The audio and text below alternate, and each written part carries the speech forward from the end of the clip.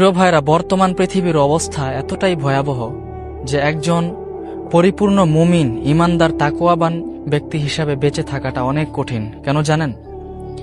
কারণ এই যে ফেসবুক স্ক্রল করলে, তারপর অন্যান্য যে সোশ্যাল সাইটগুলো আছে এগুলো স্ক্রল করলে ভালোটার পরিবর্তে মন্দটাই অনেক বেশি আসে।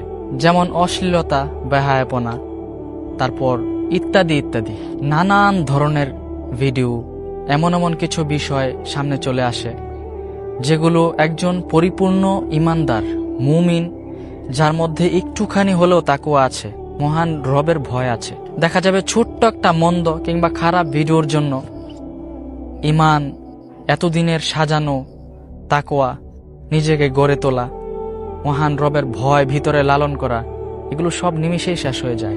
আসলে বর্তমান যুগে খারাপ পথে হাঁটা এটা খুব সহজ, কিন্তু ভালো পথে হাঁটা এটা হচ্ছে একদম স্রোতের বিপরীত। দেখেন, রাসূলুল্লাহ সাল্লাল্লাহু আলাইহি সাল্লাম আজ থেকে 1400 বছর আগে যে কথা আমাদেরকে বলে গিয়েছেন, আমাদেরকে যে দিক নির্দেশনা দিয়ে গিয়েছেন, সেই কথাগুলো কিন্তু আজকে আমরা রিপিট করছি।